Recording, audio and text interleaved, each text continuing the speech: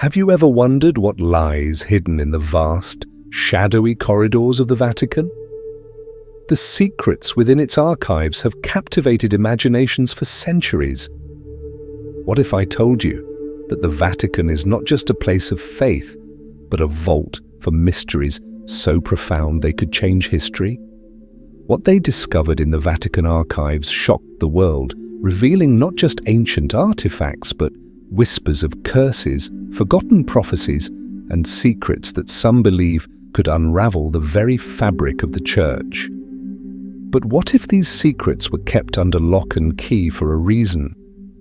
Hidden within the Vatican's walls, the Vatican's archives with their centuries-old records are like an enigma wrapped in a mystery.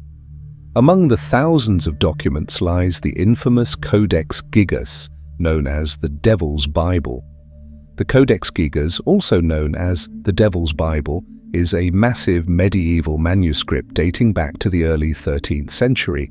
Measuring 92 centimeters tall and weighing 75 kilograms, it's one of the largest surviving books from the Middle Ages. Created in the Benedictine monastery of Podlažis, modern Czech Republic, the book contains the entire Latin Bible, along with medical texts, historical chronicles, and exorcism prayers. But what makes this book truly legendary is its infamous full-page illustration of the devil, which gives it its eerie nickname. The devil appears in a menacing, almost otherworldly form surrounded by flames, making it one of the most striking images in medieval manuscripts. A popular legend adds to the book's mystery. It's said that a monk condemned to death for breaking his vows promised to create a book of all human knowledge in a single night, with the devil's help. When the book was finished, the devil's image was left as a mark of their dark pact. How could a single monk possibly create such a colossal work? Theories abound, from supernatural assistance to the involvement of multiple scribes, but the true origin remains unclear. The manuscript's fate is equally mysterious. It was taken as a war prize by Sweden in the 17th century and is now housed in the National Library of Sweden in Stockholm. The Codex Gigas continues to fascinate, its blend of history, legend, and eerie symbolism keeping the mystery of its creation alive for modern audiences. Deep within the Vatican's secretive chambers, there's said to be a hidden artwork, a cursed portrait of an anti-pope. This painting, believed to depict a rival pope who claimed authority during the Western Schism, was allegedly condemned and hidden away after it was created. Some legends claim the anti-pope's dark figure was cursed, bringing misfortune to anyone who viewed it. The portrait's identity is shrouded in mystery. Some say it's of Clement VII or Anastasius IV, two infamous anti-popes, while others suggest it could be Benedict XIII. Regardless, the painting's disturbing aura is said to have earned it its curse, one that causes bad luck or even illness to those who dare to look at it. Over time, the painting was locked away in the Vatican's hidden archives, far from public view, and only a select few have been allowed to see it. Whispers claim that the curse can only be broken by destroying the painting, but the Vatican has kept it, perhaps out of respect for its dark history. Although no solid proof of its existence has surfaced, the tale of the cursed anti-pope portrait continues to fuel intrigue and mystery. Whether it's true or not, the story fits perfectly with the Vatican's aura of secrets and the forbidden art hidden within its walls. Do you believe the Vatican is hiding dark secrets in its archives like the cursed portrait of an anti-pope, or is it just another myth? Please share your answer in the comments below, but let's dig deeper. Beneath the Vatican, hidden in the catacombs, lies the sarcophagus of Saint Malachy, an Irish saint known for his extraordinary ability to foresee the future. The sarcophagus of Saint Malachy is a hidden gem in the Cathedral of Armagh, Northern Ireland, housing the remains of the 12th century Irish bishop and prophet Saint Malachy. Known for his religious reforms and mystical writings, Saint Malachy is most famous for the prophecy of the popes, a cryptic list of predictions about future popes, many believe originating from him. The sarcophagus itself is a simple, ornate tomb containing his relics, which have attracted pilgrims for centuries. But what adds mystery to the tomb is its connection to the prophecy of the popes, a series of mottos linked to 112 future popes, with the last one referred to as Peter the Roman, supposedly leading the church during the final days. Some believe the tomb holds more than just relics. It could be the key to unlocking further secrets about the church's future. Over the years, rumors of miracles and divine interventions around the tomb have added to its mystical aura. Whether the prophecy was truly divinely inspired or simply a coincidence, the sarcophagus of St. Malachy continues to intrigue visitors and scholars alike, offering a glimpse into the dark, mysterious side of religious history. But the Vatican's secrets don't stop with prophecy. Imagine if there was a gospel, one that had been lost to history for centuries, revealing an entirely different version of Jesus.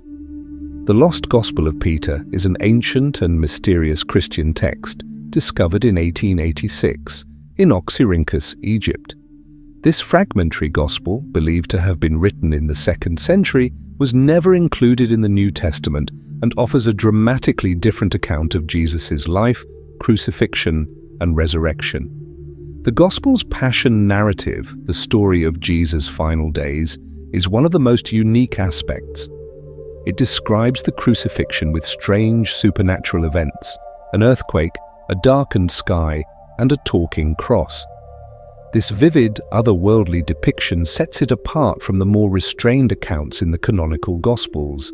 Similarly, the resurrection is presented as a mystical scene where Jesus emerges from the tomb in a glowing, divine form, accompanied by angels. This supernatural portrayal of Jesus' death and resurrection suggests a stronger emphasis on his divine nature than on his human suffering. In contrast to the canonical Gospels, the Gospel of Peter lays more blame on the Jewish authorities for Jesus' death, depicting Pilate as more of a reluctant bystander who tries to wash his hands of the matter.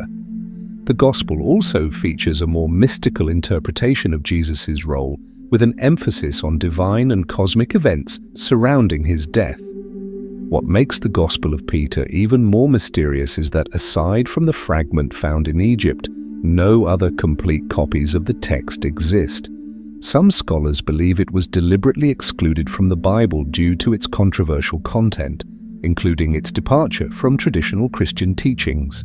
It may have been associated with early Gnostic or mystical Christian movements that were later suppressed by the mainstream church. Though only a fragment survives, the Gospel of Peter raises important questions about early Christian beliefs. Was it a suppressed version of the story of Jesus? Did it reflect a different understanding of his divinity and the nature of his resurrection? The fragments that remain leave much open to interpretation, leaving this lost gospel shrouded in mystery and offering a glimpse into the diversity of early Christian thought. If you had the chance to read the complete Gospel of Peter, would you be more curious about its portrayal of Jesus' divinity or its differences from the canonical Gospels? All right, let's dive into one of the most mysterious and controversial topics, the Vatican and its hidden ties to the occult. For centuries, the Vatican has been the center of the Catholic Church, but there are whispers that it holds secret knowledge, occult knowledge, that the public has never seen. First off, the Vatican Secret Archives. These archives contain millions of documents, some dating back to the early Church, including the Inquisition records and correspondence from popes and cardinals. The catch? They're off limits to most people. What's inside? Some believe the Vatican is hiding texts that reveal their connections to occult practices, or maybe even supernatural events they've tried to keep quiet. Then there's the art and architecture. Have you ever noticed the pine cone fountain near St. Peter's Basilica? It's a weird one, right? Some say it's connected to ancient pagan rituals. And the obelisk in St. Peter's Square, that's thought to be a symbol of sun worship from ancient Egypt. Some argue these symbols are a sign that the Vatican has hidden ties to mystical or occult traditions. And then there's the Inquisition. During this dark chapter in history, the Vatican hunted down people accused of witchcraft, sorcery, and heresy. Thousands were tortured and executed. But was it all about control? Some theorists think the Church may have been trying to eliminate occult knowledge by persecuting those who practiced it. Others believe the Vatican might have secretly studied these practices, trying to understand or even harness their power. The Vatican's practice of exorcism is another odd piece of the puzzle. The Church has been casting out demons for centuries, and they still do it today. But why? Some say it's just part of their faith, but others believe the Church's deep understanding of the occult helps them battle dark forces. Could it be that the Vatican knows more about the supernatural than they let on? Let's talk about Freemasonry. The Church has condemned Freemasons for centuries, saying their practices don't align with Catholicism. But some believe there are Vatican officials who have secretly been involved with Freemasons or other occult groups. This raises a lot of questions. If the Vatican is so opposed to these societies, why are there so many rumors about their connections? Ever heard of the Nephilim? They're the mysterious beings mentioned in the book of Genesis, giants born of fallen angels and humans. Some believe the Vatican has ancient texts that reveal the truth about these beings and their occult knowledge. Imagine if these texts were ever made public. What kind of secrets could they hold about our past and our future? Finally, we can't ignore the apocalyptic prophecies tied to the Vatican. The Church has long been associated with the Book of Revelation and the idea of the end times. Some conspiracy theories suggest the Vatican knows things about the apocalypse that the rest of us don't. Are they secretly preparing for an apocalyptic event or the arrival of the Antichrist? It's hard to say, but the mystery certainly stirs the imagination. So what's really going on inside the Vatican? The occult ties, the hidden knowledge, the secret rituals, it all adds up to one thing: mystery. Whether it's buried in the secret archives, hidden in plain sight within Vatican art, or part of their long history of dealing with the supernatural, the Vatican holds some deep, unanswered questions. And for all we know, it might be keeping secrets that could change the way we understand faith, history, and the supernatural world itself. All right, let's dive into a hidden chapter of history that still impacts the world today: the doctrine of discovery. It's a concept that sounds simple on the surface, but its impact is vast and controversial, especially when it comes to indigenous peoples. The doctrine of discovery isn't something you'll hear about in history class right away, but it has shaped the way we understand colonization. It began in the 15th century with a series of papal bulls, official decrees issued by the Catholic Church. The most famous one, Inter Caetera, in 1493. This decree gave European monarchs, specifically Spain and Portugal, the right to claim lands they discovered in the New World, lands that weren't Christian. So if you weren't Christian, the land didn't belong to you. It was fair game for the Europeans. The Vatican didn't just stop with one decree. Over the years, several papal bulls like Dum Diversas, 1452, and Romanus Pontifex, 1455, gave European kings the authority to enslave non-Christians and conquer territories. These decrees essentially told European powers, go ahead, claim the land, convert the people, and spread Christianity. It's this divine mandate that led to centuries of colonialism. Spain, Portugal, France, and later England used this doctrine to justify their actions in Africa, the Americas, and Asia, ignoring indigenous populations who had been living on those lands for thousands of years. Under the doctrine of discovery, indigenous lands were considered terra nullius, empty land, just waiting to be claimed. Even though indigenous peoples had been living, farming, and governing these territories for centuries, they were seen as having no legal claim to their own land because they weren't Christian. In the Americas, this doctrine justified the genocide and displacement of native populations. Colonizers viewed their arrival as part of a divine plan. They weren't just conquering, they were civilizing and saving souls. The result? Mass exploitation, forced conversions, and the destruction of entire cultures. Fast forward to the United States. The doctrine of discovery didn't just disappear with the end of European colonialism. In fact, it became entrenched in US law. The landmark case Johnson versus Mintosh in 1823 reinforced the idea that indigenous people had subordinate land rights. Chief Justice John Marshall wrote that Native Americans had title to the lands they occupy, but that this title was secondary to European claims. So even after the US became an independent country, the idea that land could be taken from indigenous peoples in the name of European-descended legal systems remained. The doctrine of discovery didn't just justify colonization, it laid the foundation for centuries of oppression, cultural erasure, and dispossession. Indigenous peoples were forced off their land, their cultures were suppressed, and their religions were replaced with Christianity. The doctrine gave legal backing to these injustices, allowing Europeans to control vast territories in Africa, the Americas, and beyond. In the modern world, the doctrine of discovery is increasingly being questioned. Many indigenous leaders, scholars, and activists see it as the foundation of centuries of racism and colonial oppression. It's not just a historical footnote, it's still felt today, especially in the ongoing struggles over land rights and sovereignty. In 2012, the Presbyterian Church, USA, became the first Christian denomination to repudiate the doctrine, acknowledging its role in the exploitation of indigenous peoples. Other religious groups have followed, but the battle over the doctrine's legacy is far from over. The doctrine's impact is still being felt by indigenous communities around the world. Many are calling for reparations and a formal apology. They're asking for a truthful reckoning with history and for governments and institutions to acknowledge the harm done. In places like Canada, efforts like the Truth and Reconciliation Commission have tried to address some of the lasting effects of colonization, but the doctrine itself is still deeply ingrained in global legal systems. So what does this all mean? Well, the doctrine of discovery is more than just a piece of history.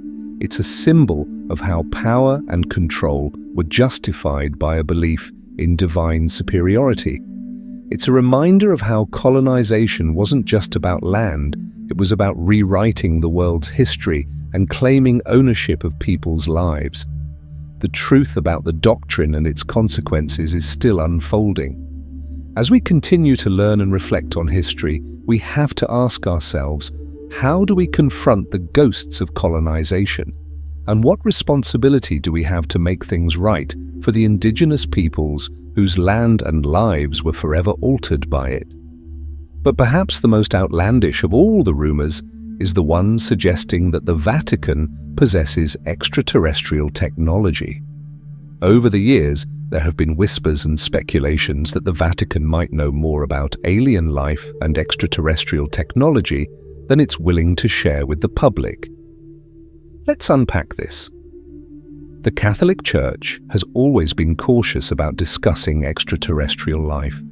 But in 2008, Reverend Jose Gabriel Funes, an astronomer at the Vatican Observatory, said that the existence of aliens wouldn't contradict Christian beliefs. In fact, he suggested that alien life could be part of God's creation, just like humans. But the Vatican hasn't gone as far as to say that they know aliens exist or have made contact. It's more like an open possibility. The Vatican Observatory, based in Arizona, is one of the oldest in the world. Its goal is to explore the cosmos from a scientific and theological perspective. The observatory is heavily involved in the search for exoplanets, planets outside our solar system, some of which could have life.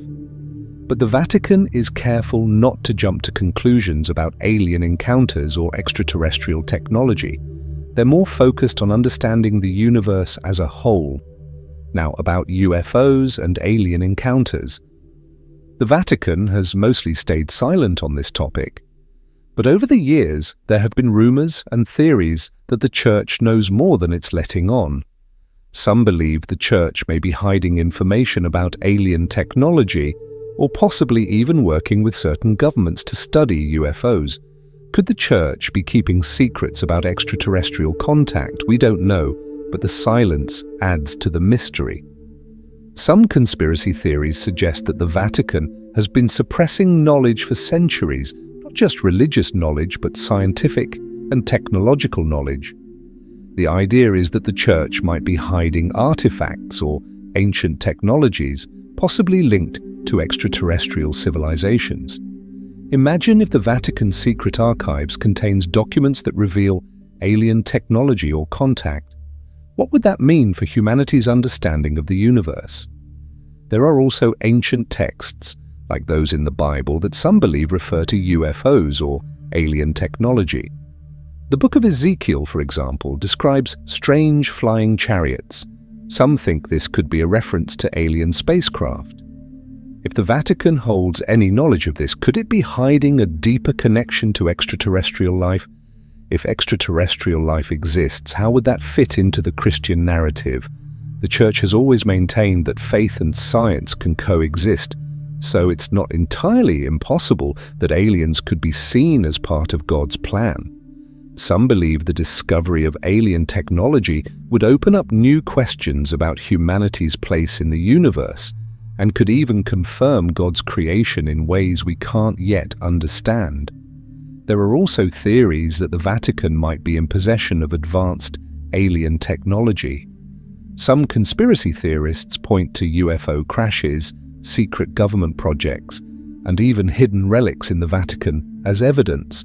Could the Church have access to technologies far beyond what we know? The idea is intriguing, but there's no direct evidence to prove it. Still, the possibility lingers. So, what's really going on with the Vatican and extraterrestrial technology? The Church is open to the idea that life could exist beyond Earth, but they haven't made any concrete statements about actual encounters or alien tech. The idea that the Church might know more and is keeping it hidden remains one of the greatest mysteries of our time. As the search for life continues, we have to wonder, is the Vatican sitting on knowledge that could change everything we know about the universe? This is just the beginning, and the truth is still out there. What do you think? Could the Church be hiding something? Finally, one of the most unsettling mysteries surrounding the Vatican is the disappearance of Emanuela Orlandi.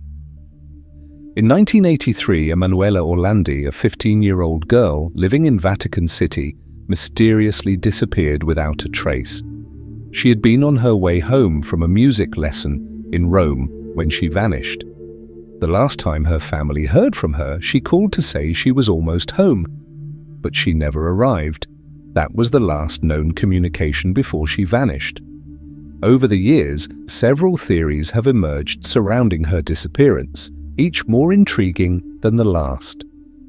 Vatican involvement. Some believe the Vatican may be hiding the truth. The secrecy surrounding her disappearance has led to suspicions that there were internal church secrets involved. Revenge plot. Another theory suggests her disappearance could be linked to the attempted assassination of Pope John Paul II in 1981. Some believe Emanuela was taken as part of a revenge plot tied to the political tensions surrounding the Pope's shooting. The Mafia. There's also speculation that the Roman Mafia might have been involved, with Emanuela kidnapped to settle a debt or gain leverage in a larger criminal operation. The Vatican Bank. Some theories suggest her disappearance may be connected to the Vatican Bank's shady financial dealings, with Emanuela being taken to silence someone who knew too much. Mysterious letters and a phone call. After her disappearance, Emanuela's family received cryptic letters, and she had made a mysterious phone call to someone who claimed to offer her a job. these strange pieces of evidence have only added to the mystery. Despite multiple investigations and even a search in the Vatican cemetery in 2020, the case remains unsolved. The Vatican's refusal to provide full transparency has only fueled suspicions and speculation. The biggest question remains, what does the Vatican know? Was Emanuela's disappearance tied to the Church's secrets? Or is there a much darker truth hiding behind this enduring mystery? The truth may never be revealed, but the case continues to haunt both the Vatican and the world. As we close this chapter on the Vatican's most intriguing secrets, it's clear that what lies behind its walls is far more complex and mysterious than most people realize. The Codex Gigas, the lost Gospel of Peter, the prophecies of Saint Malachi, all these pieces of hidden history contribute to a narrative that has been carefully controlled for centuries. But one question remains. Why has the Vatican chosen to keep so many secrets? Is it simply to preserve the sanctity of the Church, or is there something more sinister at play? If you found this journey into the Vatican's dark and fascinating past intriguing, don't forget to subscribe to the channel and share your thoughts below. What do you think the Vatican is hiding, and why? We'd love to hear your insights.